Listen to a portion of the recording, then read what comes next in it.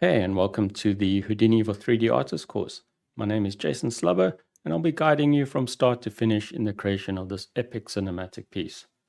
During the creation of this highly detailed looking environment, we'll be covering how to create complex looking geometry, dealing with packed primitives, various styles of instancing, and how to efficiently prepare your geometry for rendering, as well as setting up shaders and lighting.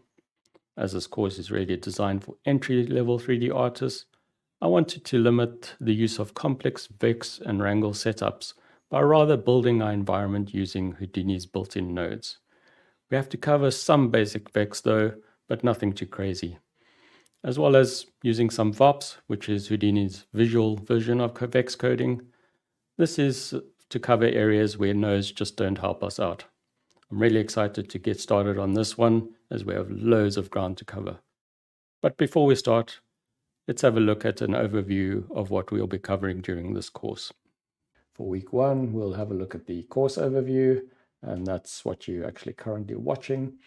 Then we'll look at some reference and inspiration, and this is just important to help guide us in the right direction. And then after that, we'll look at some technical and creative goals. The main reason for this, we want to take a look at generating all this high resolution geometry, and we need to know how we can efficiently generate it. And not only generate it, we need to know how we can actually render it at the same time. Then finally, we'll be having a look at the project setup, and this is your directory structure, and things like your environment variables. We'll create a base shelf tool that we'll start adding stuff to, and then we might have a look at streamlining the desktop as well, just to make things a little bit clearer and less cluttered. And for week two, we're going to have a look at starting off with procedurally modeling this center platform here where this guy's standing on. And really what I want to do is work from the center of the scene outwards. And by creating this first component, we're going to be setting up some high resolution setups, and we'll use this to add to our detailing shelf tool that we're going to be building. And I don't really want to build a HDA for this detailing tool, is because it's going to be flexible, so we want something open that we can reuse and modify quite quickly without going to the hassles of a HDA. Then once we've done with this geometry, we're going to move on to looking how we're going to actually render it efficiently in Solaris. So we're going to create a proxy display and then a render geometry side of it, and look at setting up the naming correctly and export that as USD directly from SOPs. And we also then want to, once we've got it into Solaris, we're going to have a look at creating a basic Megascans shader HDA. Now this is really something I wanted to do just from a Material X point of view, and we create this HDA which allows us to point to the directory of where the texture is, and we can just, with some really basic Python, we'll update the directory paths and build this little Megascans shader for us on the fly. So this just allows us to not have to go in all the time and update texture paths manually. For week three, we move on to the main walkway setup. And this is where we're going to generate a lot of these walkways, especially just to fill out the larger part of the environment. And I wanted to find a way to quickly generate these just by drawing some curves. While we're drawing the curves, we wanted to actually automate as well where the stairs happen. And this is really based off the angle of the curve. So if the angle of the curve is going above a certain angle or below a certain angle, then we automatically just generate these staircases. And this allows us to efficiently and quickly generate them without manually going in and selecting objects. For week four, we're going to build a base walkway HDA, and this is really taking the stuff we did, the setups in week three, and encapsulating it in HDA as a starting point, and then we're going to build on that. We'll generate some render ready instance geometry, and these are these kind of pavers that I want to build around the edges and the tops and the sides of the whole setup, and we'll look at how we're going to actually instance those on without overlapping the geometry. And to do that in quite an efficient way is to instance them onto primitives rather than to use copy to points and try and scale the ones individually. So you basically scaling them to the primitive size of the walkway geometry. So it's just a different way of actually instancing geometry that we're going to have a look at. For week 5, we will continue to develop our HDA further by adding some archways and some bridges. And these are going to be group-based selections, and we'll look at how we implement that at HDA level.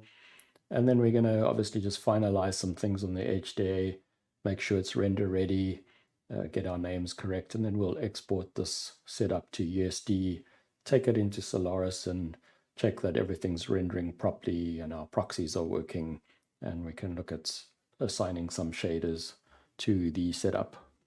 In week 6, we'll take a look at generating some of the other assets, and what we really want to do is build on some of the setups we've done. So we'll have built our little detailing setup earlier on. We'll modify that along the way once we start doing our pavers and our detailing for our stairs. And we're going to take those setups and reuse a lot of them to generate some of these big side pillars and the background walls and stuff that aren't really the focus of the setup, but we want to generate them anyway, and we need to do them as fast as possible. So we're going to be looking how we can quickly just, add some shelf tools and rebuild those setups quite quickly. And then obviously we'll export those as USDs and then make sure they're render ready as well. For week 7, we're going to switch gears a little bit, and this is our Copernicus week. Really exciting to have an opportunity to work on this new set of COPS tools. We're going to have a look at the basic workflow, how to pipe things together and, mix noises with your different blend nodes. And we'll look at importing some geometry, rasterizing that, and also some attributes and how we can actually utilize that to create some extra interest in our textures.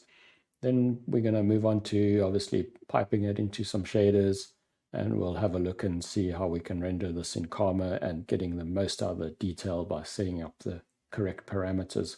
So looking forward to this week. It's going to be quite a fun one. Then in week 8, we'll look at finalizing our setup. We're going to be importing our animated characters and cameras. These are all Lembic files that have been animated in Maya, and we'll look at how we need to import those into Solaris. And then we'll finalize some of our shader setups, and we'll start looking at some nice lighting, and we'll take a look at some of the shots as well and see how we can change the lights based off the angles of the cameras, and to make things look good from each camera view. And we'll look at some render settings to get decent results out of this setup. So that's the basic overview of the course. Some things might change a little bit, just to give you a bit of a heads up. So if this doesn't follow the exact route, don't be concerned. We will be covering everything that's here, but it's just we are recording this as we go. So sometimes things might swap around a little bit here and there, but to the most part, we're going to try and keep it as rigid as possible and to stick to the structure. But like I say, we will be covering the entire setup and how to create the visual that you see in the trailer. So let's just move on to one or two other little things. Okay, moving on from the weekly overview, just a couple of extra things I wanted to cover here. And that for one is the Houdini version. So I'm going to be using Houdini 20.5 for this training session, and I'm on an educational license. The project was actually set up in Houdini 20. So if you've only got access to Houdini 20, you can still complete this course. Now, that would obviously mean that that Copernicus week that is specific to Houdini 20.5, you won't be able to do, but the rest of the course is definitely achievable. Then we've got SideFX Labs that generate some really nice little tools for us and make our lives easier. So please make sure you install that when you installing your Houdini. And for my reference and inspiration, I'm using Miro boards. I find this is quite a nice handy tool. It's quite dynamic and easy to add images, just drag and drop images or videos to, quickly to add boxes around it and add titles, etc. Just a nice tool, and I do use the free version, so it gives you 2 or 3 boards, just quite handy. Obviously, you can choose whatever reference method you want to use, but this is the one I'll be using throughout the course. And then on this side, we've got Quixel Bridge, and we're going to be using the Megascans textures for our shaders. And I'm actually not using the Houdini plugin. But what I found is that, well, sometimes it's quite tricky to get it to work with the latest version of Houdini, but also it generates a principled shader for us without much control. And what I wanted to do was build a custom shader HDA, and I want to use Material X so we could, so possibly generate some Karma XPU renders.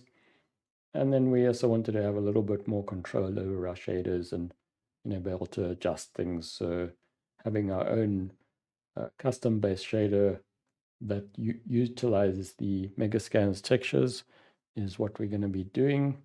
Now to do this, we're going to create a short little Python code, and it's a very simple one, so don't worry if you're not a coder. I'm not a coder either, so it is quite a really straightforward one, and it will give you quite a nice insight to actually how easy it is to generate a simple little setup that we're essentially just calling the path to where the texture is and then populating the shader based off that texture path.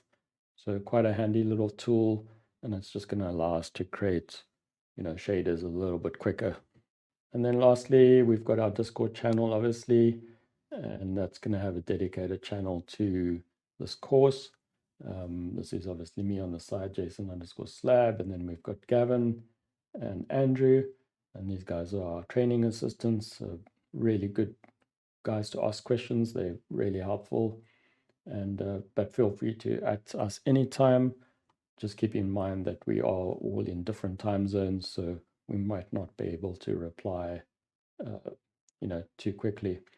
And then just on the note of asking questions, you can also look, we always do a little pinned bar at the top of the course channel. So check that if you've got some questions, they might have been answered already.